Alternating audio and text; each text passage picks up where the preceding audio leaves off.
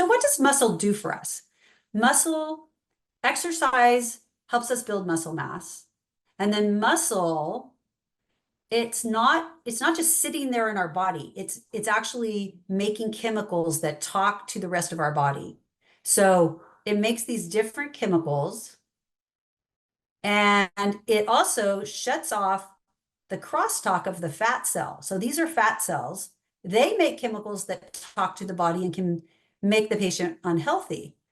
Muscle and exercise turns on these chemicals that tell the fat cells to stop sending out bad signals.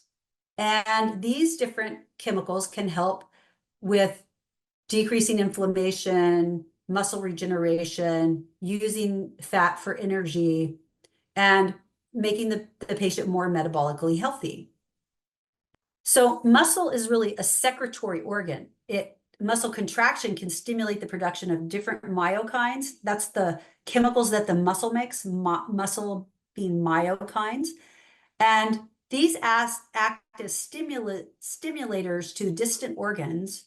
And that's why people that have low muscle mass and sedentary lifestyle have a higher risk of these different diseases: cancer, dementia, cardiovascular disease, diabetes. And people that exercise and have activity and turn on these good chemicals from the muscle, that can help with bones, liver, immune function. It can help with neuron survival and brain function, and can help with insulin sensitivity so that the person isn't diabetic or has a lower chance of being diabetic. So myokines and adipokines, actually, I'm going to show you one crazy slide. This is the chemical crosstalk between fat cells and myokines. So I think of it like politics. It's kind of complicated. There's a lot of crosstalk.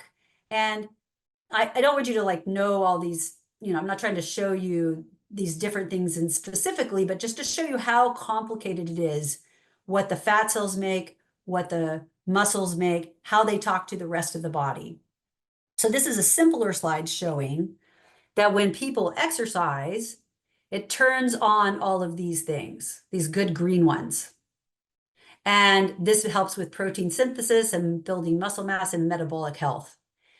When a person is not exercising or is sedentary, then all of the good things go down and all the bad things go up.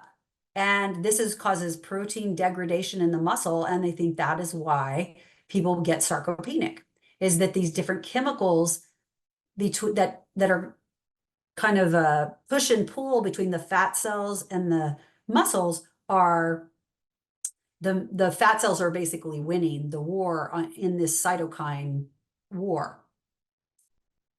So I want to mention one of the myokines that's really the MVP of exercise-induced myokines. It's called irisin, and it's a regulator of energy metabolism. It decreases diabetes and obesity risk. It enhances cardiovascular health. It decreases depression.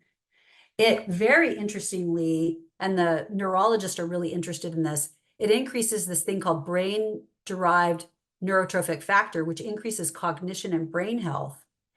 And it protects against bone loss and sarcopenia.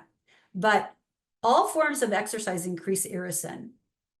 HIIT training and resistance training seem to increase it the most, but even small amounts of regular aerobic exercise or walking, moderate exercise can increase irisin.